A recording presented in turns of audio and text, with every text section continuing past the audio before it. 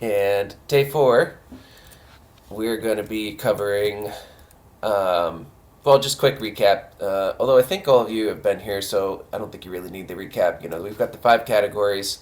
Um, you know, feel, hear, read, create, and play. And if you do it just even if you spend 5-10 minutes in your lesson, that's a good enough amount to introduce in the lesson. And yeah, that's all we need to go over because you guys have been here. So in day 4, we're going to cover Unit 7 and Unit 8 of Level 1.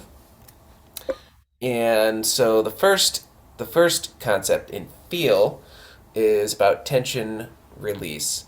And so what I am talking about here is good tension versus bad tension and exaggerated movements. And so, long story short, basically, let's go back to our C5 finger scale for as an example. And so, um, like I've said before, very briefly, we need a certain amount of tension when we're playing. It's impossible to play with zero tension, otherwise you would get this. And so we want to have the tension very isolated to just enough so that we can hold the key down. And so what I'll do is I'll have the students play each note separately and then wiggle around, release. Or, the more traditional way of doing this is, it's down and forward, down and forward, down and forward. As long as you are holding on to the key, down and forward. Now, you can do this not just with a 5 finger scale, you can also do this with chords. You can do this in, let's see. So, Jennifer, give me a piece to play, a song, anything. What's one of the songs your students is working on? I guess Furley's. Furley's. Yeah. So, wow, surprising. So let's say one of the ways you can incorporate this into like a piece they're playing, like for Elise, is you can stop in the middle of a piece. Whoop, stop there.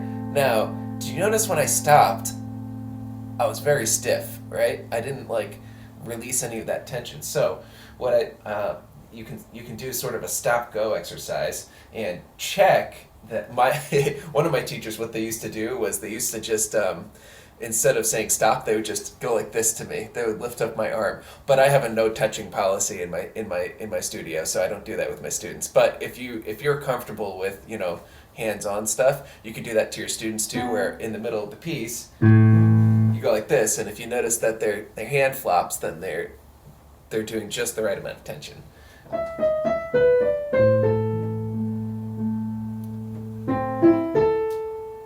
Right? And so anytime that I stop, I'm nice and loose. And so about the releasing any unnecessary tension. Oh, and then the other point here is about exaggerated movements. And so I know there's a debate about exaggerated movements, all these kind of big motions. There's a debate about like, well, it's fake if you do that much motion.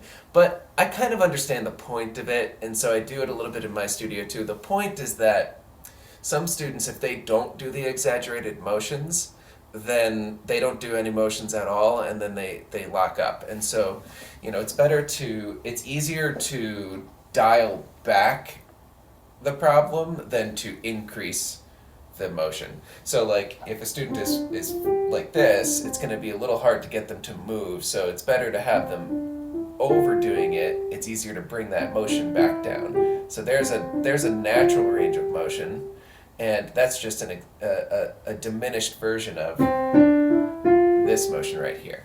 So again, easier to bring it back than to dial it back than to amplify, I guess, is what I'm trying to say. So that's that point in feel for this unit.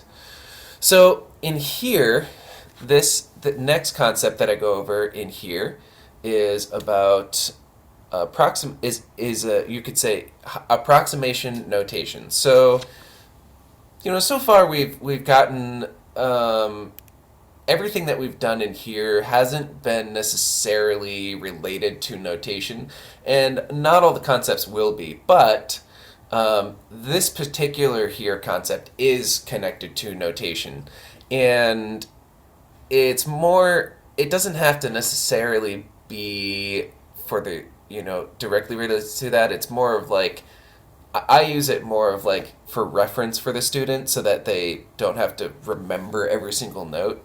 And so what we do here is, yeah, so just for reference, it's off staff, and it's you can use whatever symbols you want. You can use smiley faces if you want, like I said.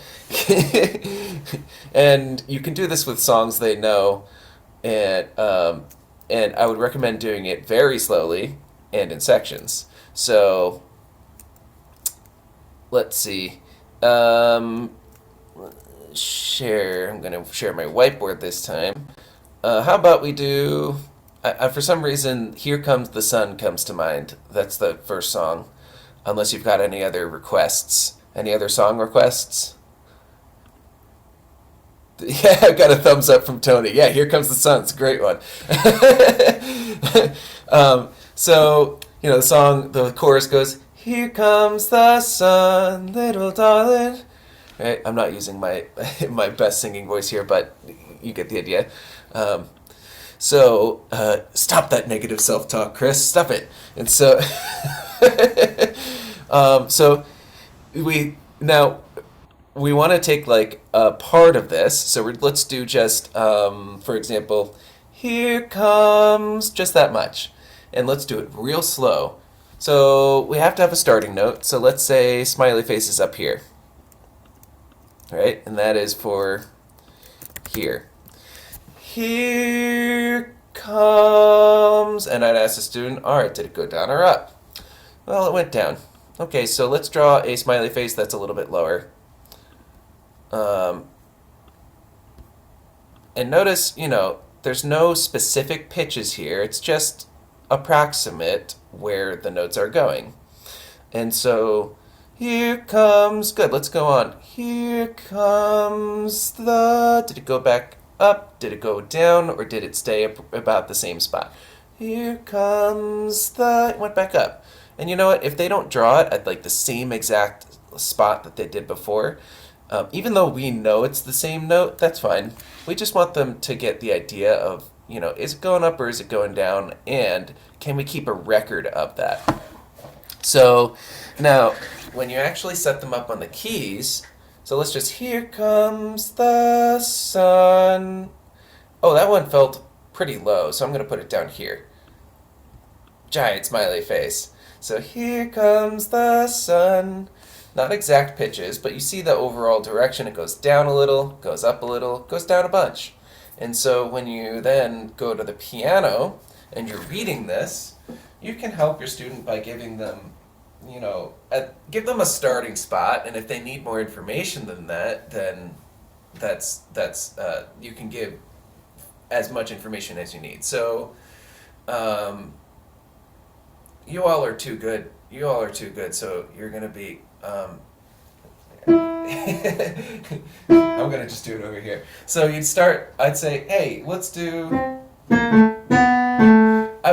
put it in a key that is going to be easy for them to figure out, like C major or something. Well, in this case, it's G major. I was singing in G major, which happens to work out very nicely. It's all white keys. So here's your starting note. All right, and did it go down? Yeah, it went down.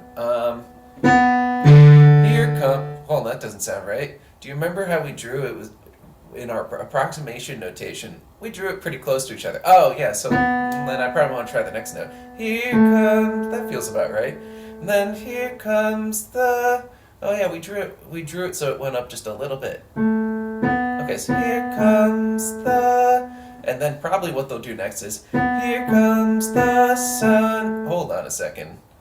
We know it went down, but how far did it go down?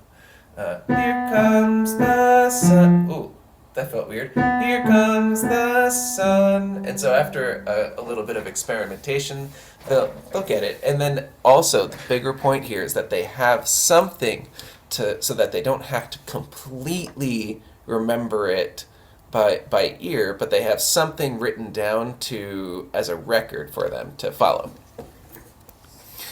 Um, yeah. Okay, so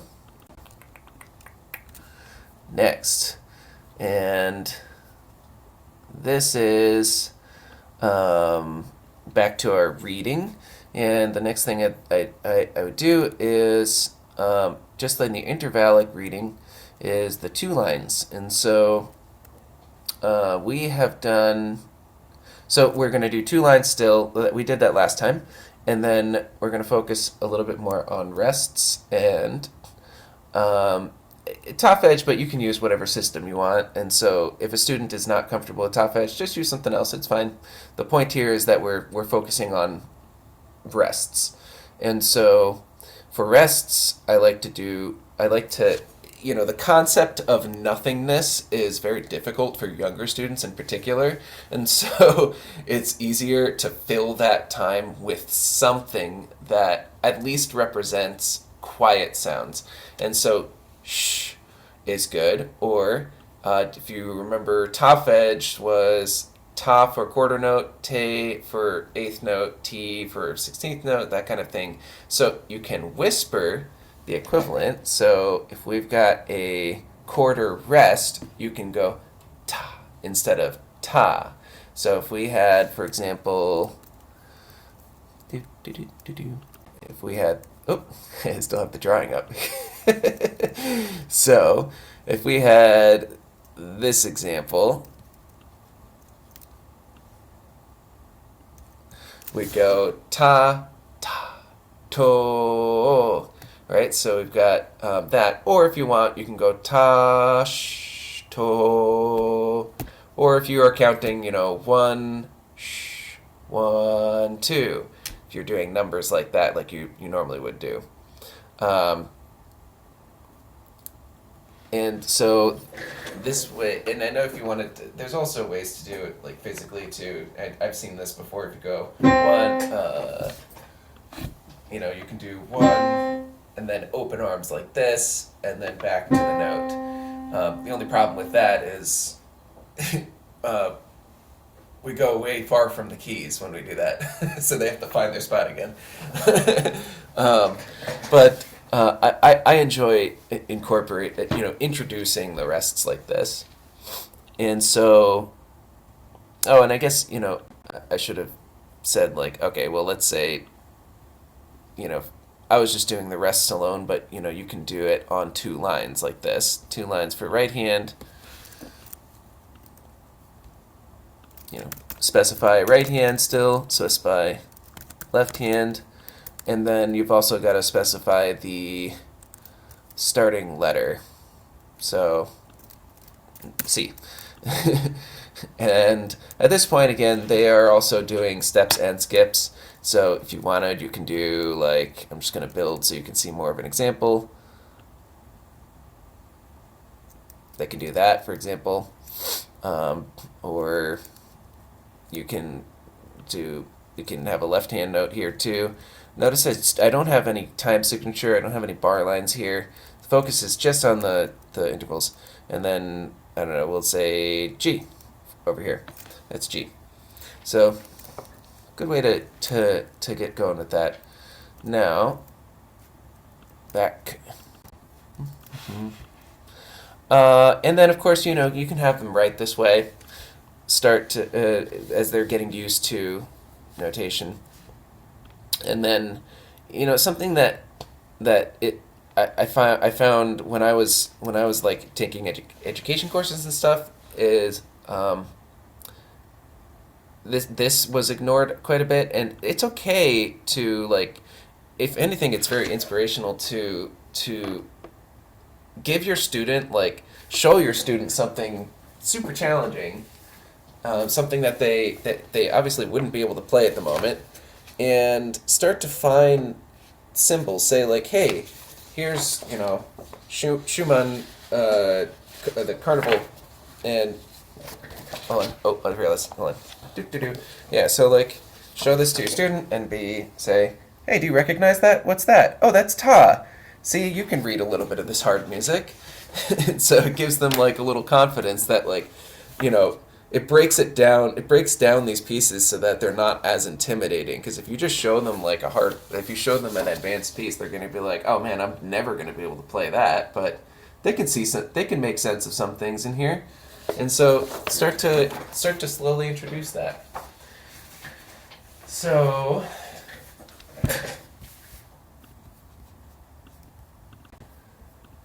all right. Next, this is a create concept, and with this create concept, I try to.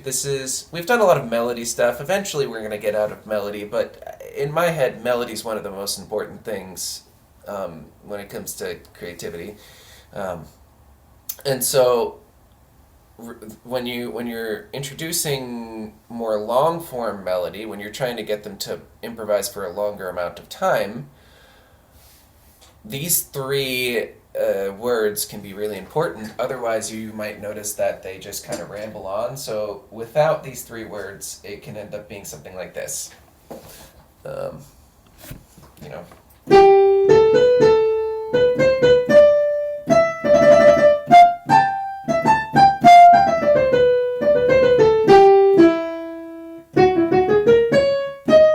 And it just kind of goes on and on and on. And so, repeat, sequence, and tweak is all about taking a small idea and you can do three things with it. You can repeat it. So let's choose maybe 5 notes. And so, um, hey Laura, are you at a piano at the moment? I'm at a keyboard. Yeah. Do you want to play for me? Sure. All right. I want you to make a 5 note melody. Doesn't have to be Okay. beautiful. It could be anything. All right. Beautiful. There you go. And now, Mhm. the second you repeat that, all of a sudden it becomes more catchy. Can you do that 2 times in a row? Maybe.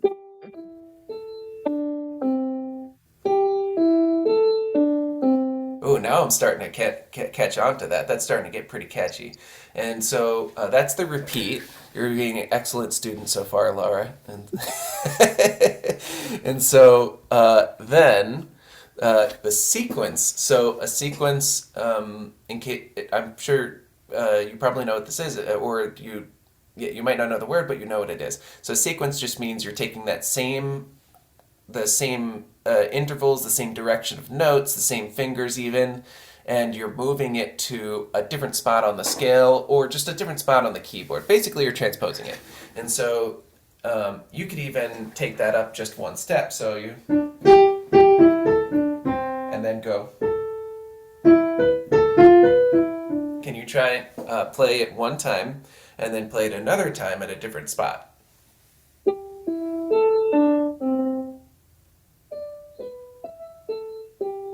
There you go, beautiful. And a lot of great melodies do this. They just take the same idea and then they move it to a different spot. So repeat, sequence, and then the third point was tweak. And so tweak is just making one or two little changes to that short melody. And so you might change, for example, let's say I want you to change, for example, the highest note of the melody that you just created. And so you can either make it go a little higher or a little bit lower. Can you try?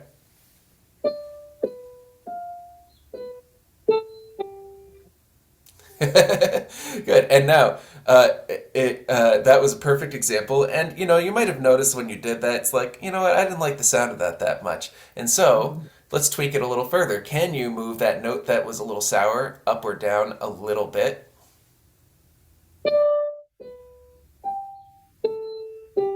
Beautiful. There you go. And so sometimes the note that we really want is just like a half step away. It's right where it's very close to what we were intending.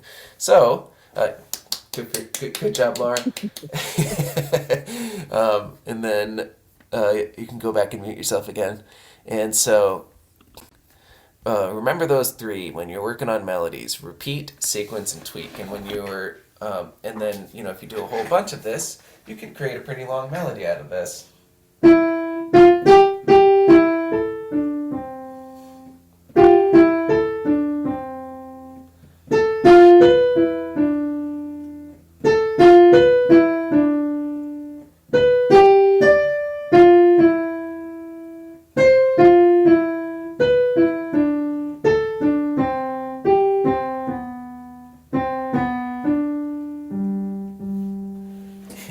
That's just a whole bunch of repeat, sequence, and tweak.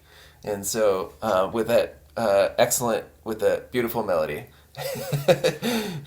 So any scale you can use. I said any scale because we at the beginning of the method we went over some of those easy scales, and so I would recommend doing it with those easy scales. The easy scales, as a quick recap, were white keys only, were black keys only.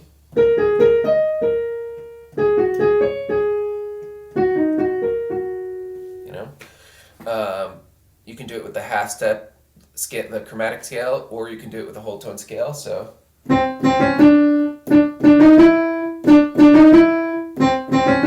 Right?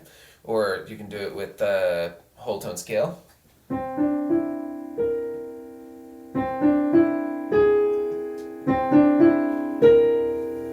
Well, I feel like I could be showing you like this.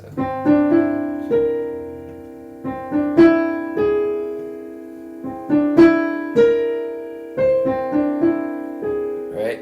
That's just with tweak on the on the whole tone scale. So, easy way to start getting into the idea of form, really. This is basic form for you. It's A, it's A prime, it's A almost B. And so now for play, you can think of this concept as more of like a recap concept, but remember in play section we're going over practice concepts. Now we've talked about singing a whole bunch so far, but in this concept we are addressing it head on, and we're going over not just the all these different types in separate instances. We're going to lump it all together into one concept now. And so now the importance of introducing this concept, again, just like with some of the other practice concepts, is you want to give your student things to do when they practice. You want to so when they go home, and instead of just repeating the same piece over and over and over again, they can break up their practice by singing. And that's the point that you want to make when you're introducing this concept. And so what can they sing? They can sing their piece on numbers. They can sing their piece, if it has lyrics, you can sing the lyrics, or you can make up lyrics. So, um,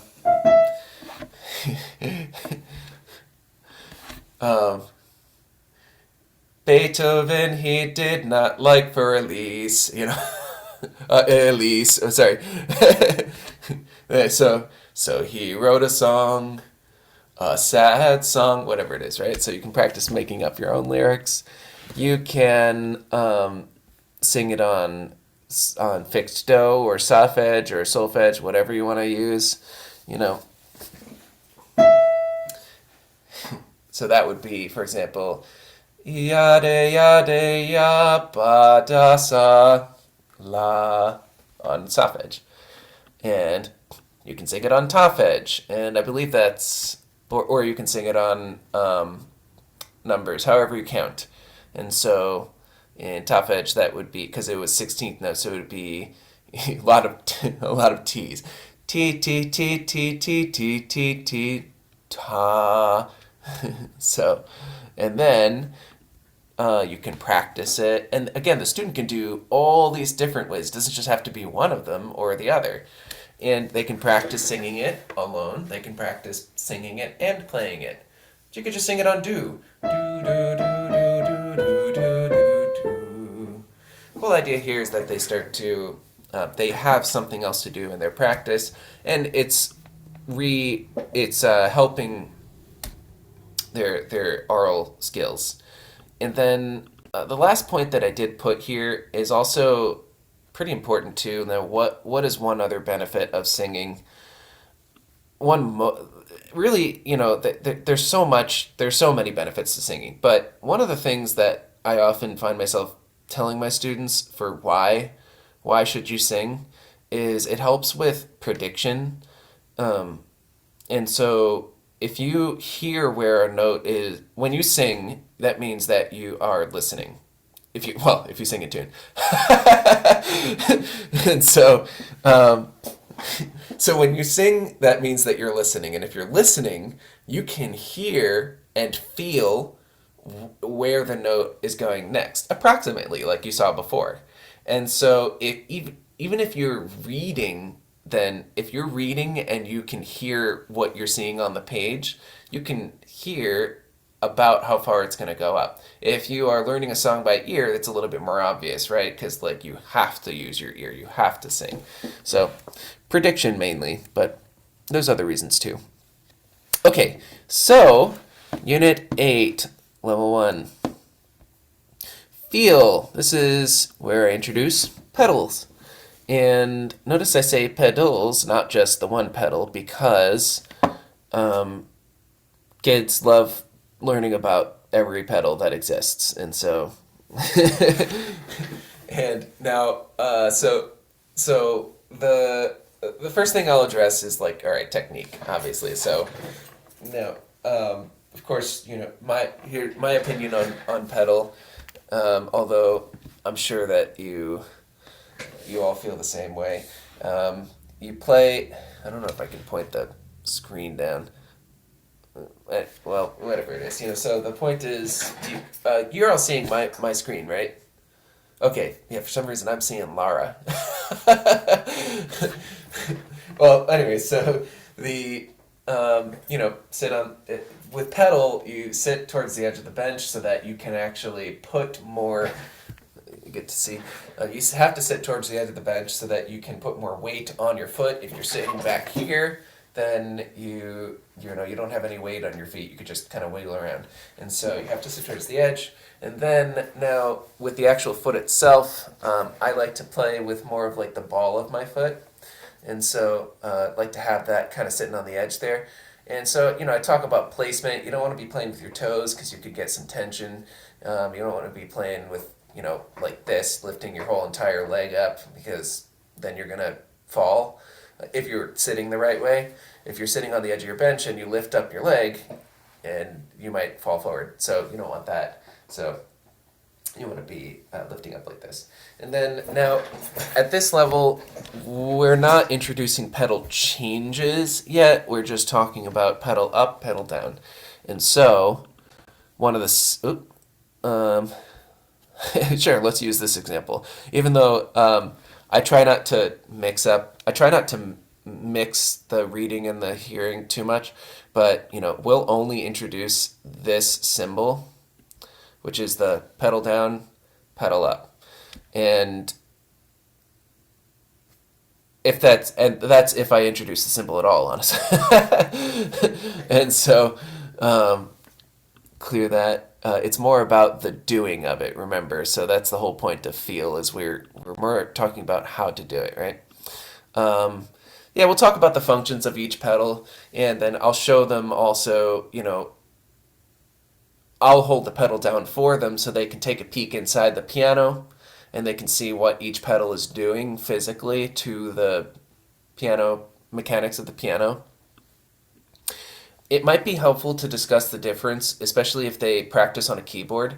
It might be helpful to discuss the difference between a keyboard pedal and a piano pedal, in that keyboard pedals are on and off. There's no in between. And so they're going to act differently than a acoustic piano pedal, which there are, if you want it to be fully saturated, you got to make sure that pedal is all the way down. And then this is an ear training exercise, which can sometimes work, and so it's worth kind of doing with some people, with some students. So like, Tony, you want to turn your camera on? I mean, Oh, you yeah, go. Yep. yeah. All right, so just quick ear training kind of exercise. I'm gonna say, I'm gonna play an example, and I want you to just tell me, is it muddy or not? And so, Um, so, well, let me give you an example first. And so I would do this with a student. I'm just showing the way that I would do it with a student. Yeah. So here's an example of muddy.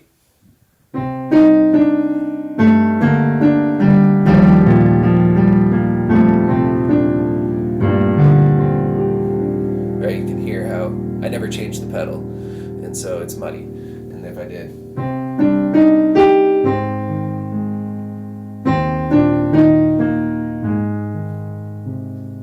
Very clean, right? Not muddy.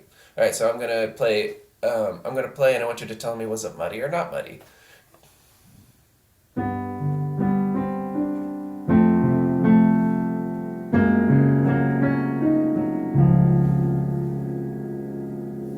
That was sounding a little muddy. Little muddy. Yeah, there you go. Exactly. And so, what's the point of doing that? It's so that when they're listening to recordings and they're trying to learn something by ear, um, they're it helps them become aware of certain things like the harmony changes and stuff like that. Um, so when they hear when it's not muddy, um, they can hear like, oh, all these notes go together. Um, it's good to hear pedal changes in recordings. Anyways, so I don't want to spend too much time on that. So short people solutions. So in other words, kids. And so yeah, what do you do when you have a kid? No, yeah, what do you do when you have a kid and they are too short to reach the pedal? Well, I don't know if you can see, but um, I've got a pedal extender down there, and so this allows them to have some good technique. Here, I'll show you. Over here. So they get to have something to put their foot up, and they can still change the pedal like this. Although for me, obviously, I'm a little too tall for this, but this allows them to have that good posture that allows them to sit at the right distance while they still use the pedal. Um, it's not too expensive to get one of those things, and I would say it's been 100% worth the investment. Now, if you don't have one of those, then what you could also do is you can have a friend come play the pedal for them, or you can do the pedal for them.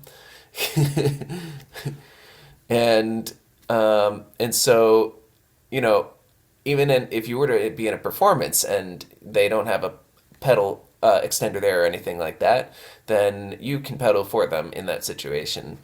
Um, or if they're like really adamant, just let them have their moment. Let them have some bad technique. Who cares? And so let them sit like this close to the piano. If they're adamant about like doing it themselves, I don't think it'll kill them. Just as long as they know what the correct technique should be, then that's what's important to me. So, simple symbol, yeah. So I talked about that. All right. So here. Okay, got to move things along. So that I try to I'm incorporating more solfege and number improv. And again, if you do any kind of solfege, you can do that too. Or if you've got your own systems, use that. The point here is the improv, and so and associating those symbols, those syllables, I should say, to the different pitches through the use of improvising. Now, I would recommend when you start doing this to only use steps and repeated notes. So let's say, for example, we're using numbers, and let's do C major scale. You can do 1 2 1 2 3 3 4 3 3 3 2 3. Notice, I'm just improvising. I'm just walking around the scale like this. Now, when a student is doing it, just like I just did, you want to make sure that you have a small range that you're working with, and you're going to want to, like we've done before, at this level, define 1 for the student, tell them where 1 is. And like we talked about before, you'll do, if you want to diversify the options that they have for that smaller range, then use a different mode. you can, I think meant was I think what I meant was pentascale, not pentatonic, but it's okay. And try to avoid using since solfege, solfege numbers are kind of new. I would say maybe for some students you might want to avoid using too many sharps and flats so it doesn't get too confusing. But if they can handle it, then sure. So let's say we're doing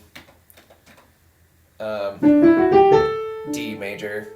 I would at this level I would recommend using the piano. There's another concept that comes later in the method where we practice doing this without the help of the piano. It's a exercise called guess and check, but well, that's another conversation. So we start with the piano and follow along. So we'd sing one. Here's one, 1, 3, 2. Oh, I did a skip. I shouldn't have done that. 1, 2, 1, 2, 3, 3, 3, 2, 5. That was a skip too. It's hard to avoid it. Trying to make some good melodies over here. Just walking around, and the point is go wherever you want, but you got to sing what you're playing. We got to make that connection to what we want to label what you are singing so that you are fully aware that the note you're singing has a function. So think of it as intelligent singing. That's what we're developing here. Okay, so we read 3 lines. Hey, this is the first time we've done 3 lines and 1 hand point. And if you're not introducing reading through this, partial staff, you still can do these things with like a full staff. It works either way. So, let's say we're doing. Okay, so this helps with eye tracking, which you'll notice that young students, when they're looking at music, sometimes their eyes glaze over and they lose track of where they are, and so this helps with that. This is really a practice-only technique. Obviously, you can't perform while you're pointing at the page. And it is helpful for younger students in particular, for beginner students, to have a position. And it's more helpful too because we humans have pudgy fingers. It's more helpful to have a pencil and point with the pencil rather than point with your finger. And so, if I give you an example, let's go over to whiteboard. So let's say, we're gonna have 3 lines, 1, 2, 3, and I would recommend 2 staves, but let's just do it with 1 for now. And here's example, and here's example. So, I can't show you pointing at my screen, but, we'd go, so let's say E, right? To find the first one, we say E. Okay, I'm going to point to the next note. We go, let's see, oh, hold on, I'm going to compare. I'm pointing to compare. Oh, I went down, so I'm going to go down. Okay, let's look at the next one. It looks like I went down. So, pointing helps them keep track of the notes while they're playing. It prevents them from eyes glazed over. So, create a left hand and right hand conversation. And this is kind of like a good introduction. It keeps that whole idea of form, but it also is a good introduction to, you could say, polyphony, multiple melodies that are working with each other. So, or if you think about it like an orchestra, right? If you think about an orchestra piece is not just going to have the trumpets aren't going to be the only ones that have the melody in the whole entire piece. That would be pretty boring. And so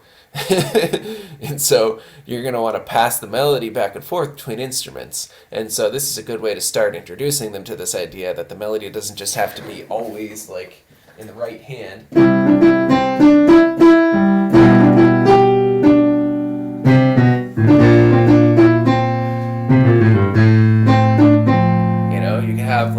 you can have melodies elsewhere in the piece too.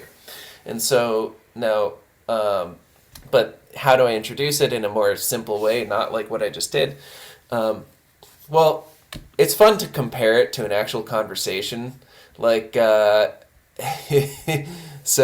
hey, Joellen, can you unmute yourself? Hey. All right, just answer this question for me. What did you eat for breakfast? Oh. I had coffee for breakfast. You had coffee? Yeah. You drank coffee. And so, like, okay, so the point here is, like, her answer and my question are related to each other.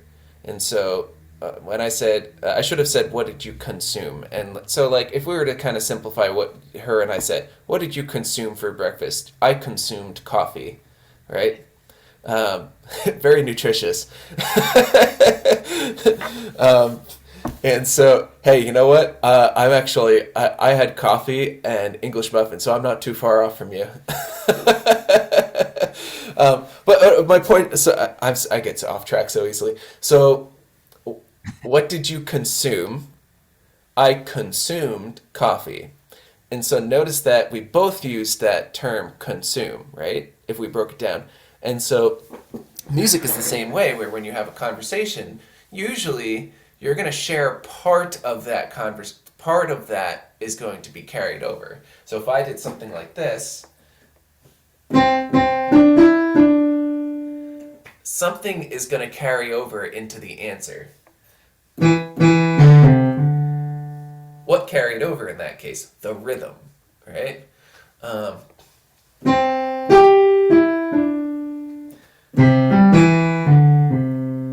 What carried over in that case? The pitch. The intervals carried over in that case. And so a conversation often works like that, where part of it is shared. And so so it's fun to analyze literal conversations for that, have some repeated ideas. You might even go as far as literally repeating the exact same thing, like we did with repeat, sequence, and tweak. So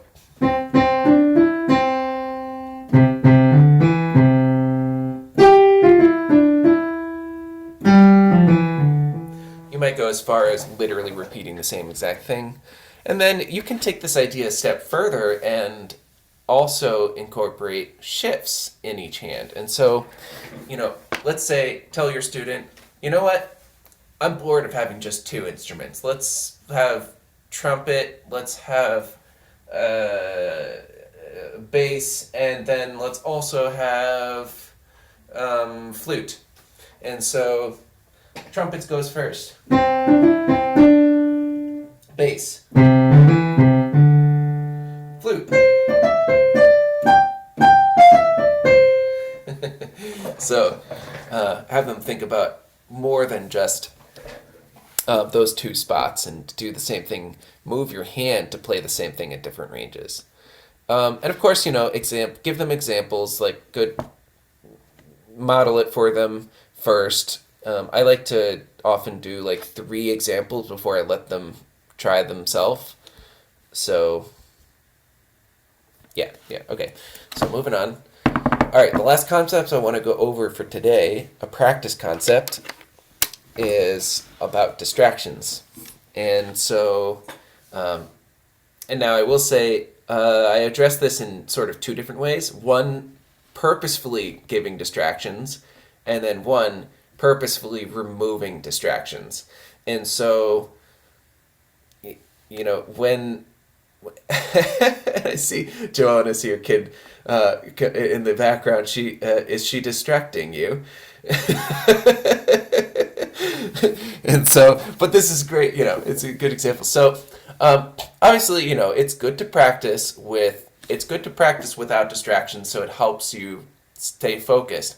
But realistically, when you're in a performance, everything is distracting. Especially if you are nervous, everything is distracting. Your thoughts are distracting. You're going to be playing, and while you're playing, did I use the right finger there?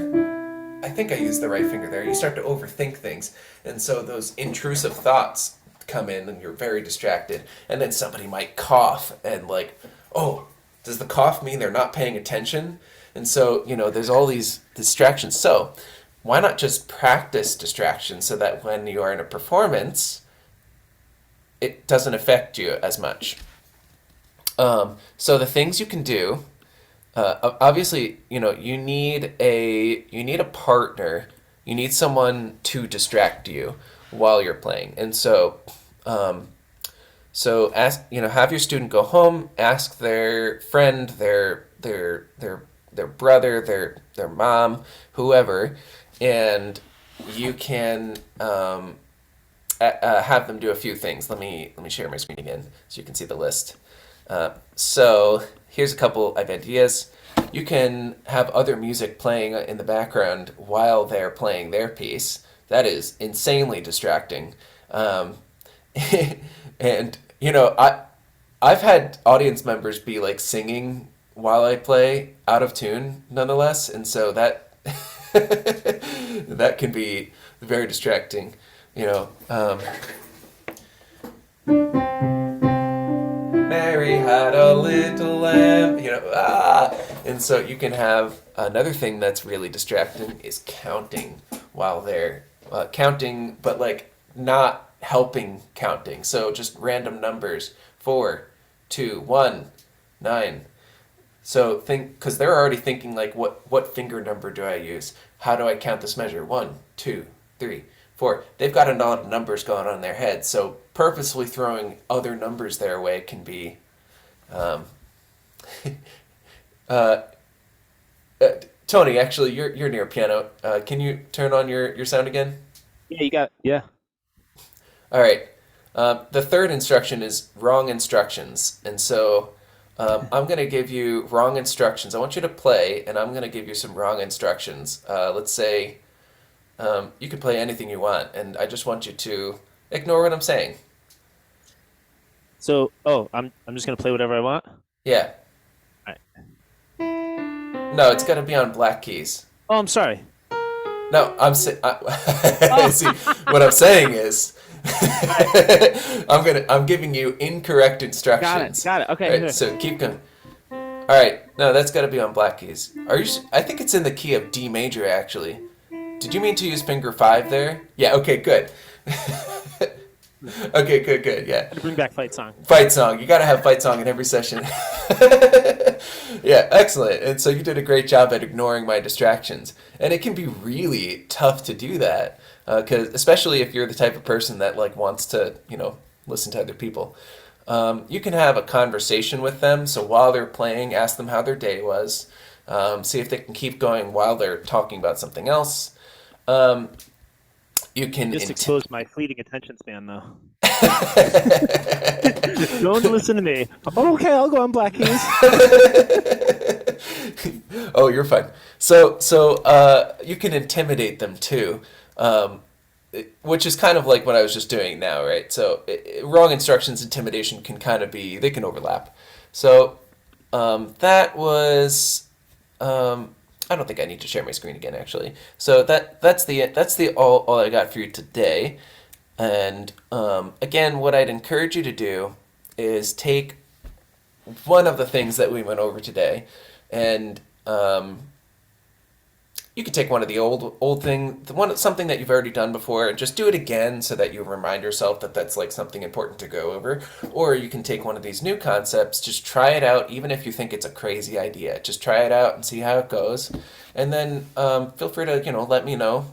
Let me know what you think about it, and let me know how it went in your own lesson. And then let me check out. I think there's some comments in here, right? So. Um, yeah, if you have any comments, it's probably good to just put it in the chat box and then I'll address it. So it's sometimes difficult to tell muddy with keyboard demonstrations online because the decay is so rapid on digitals. I agree with that. So I was 30% guessing. Yeah, it can be a little tricky with that for sure. Um,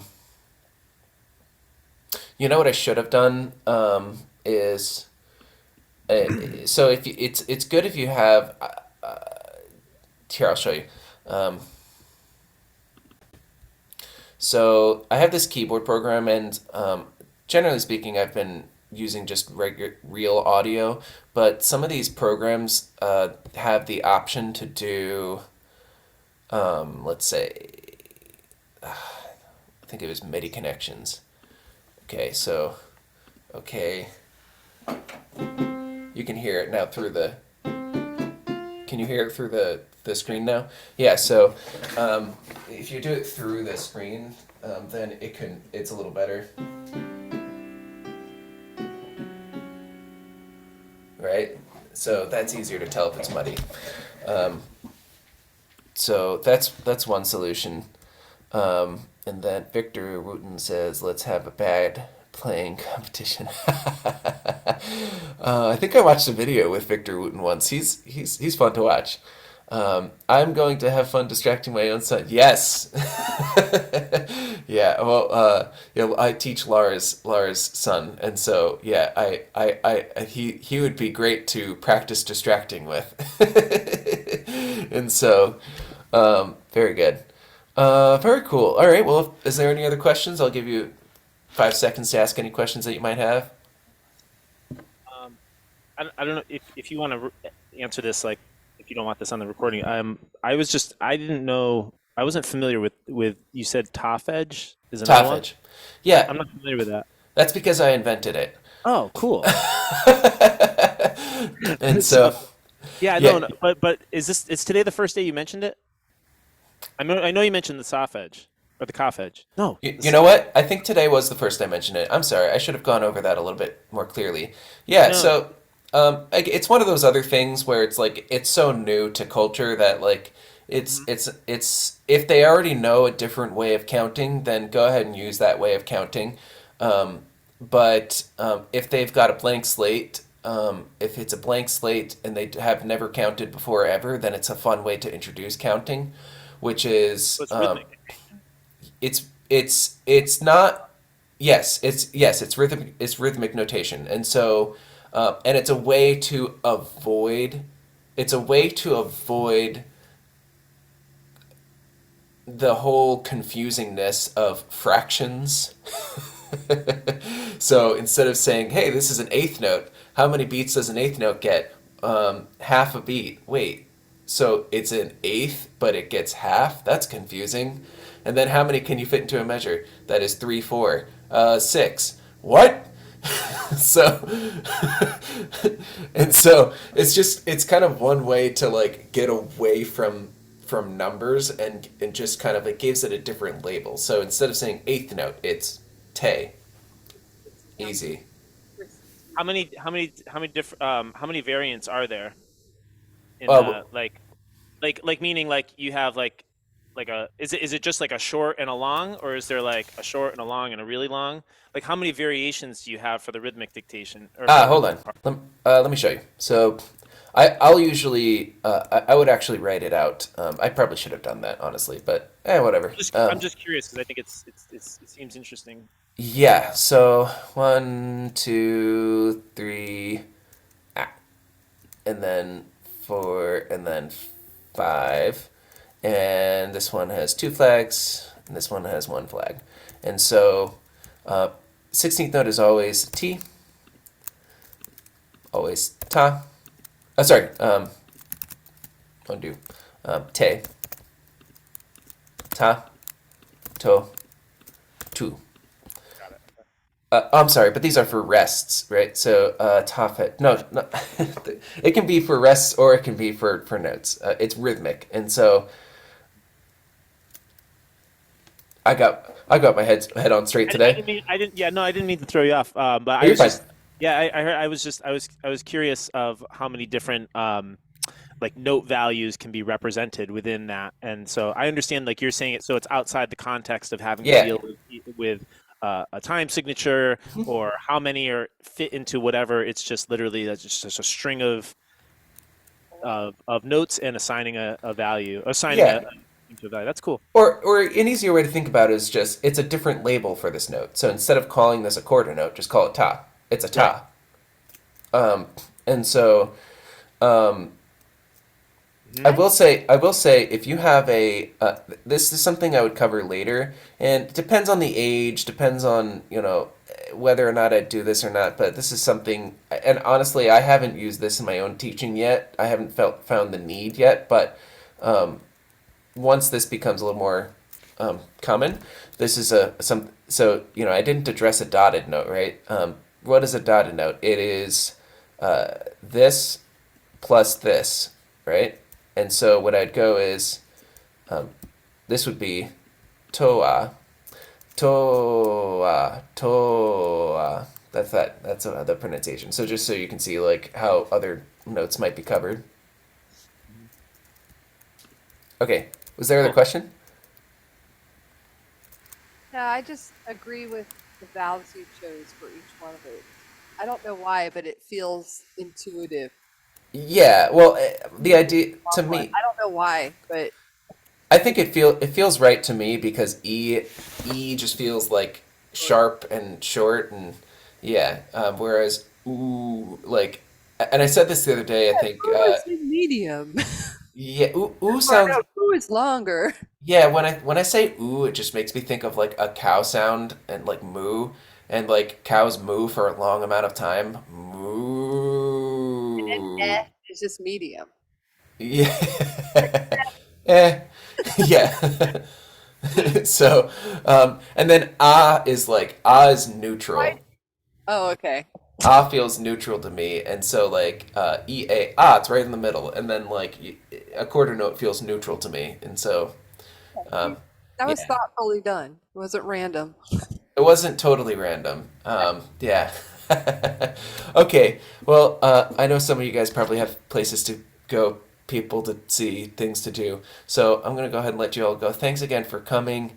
I hope you use at least one of these concepts today. And then tomorrow is the last day of unit of lesson level 1. So yeah, please come back, and I'm excited for you guys to see like how it ends. So I'll see you guys hopefully tomorrow. Thanks, Thank you. Chris. Bye.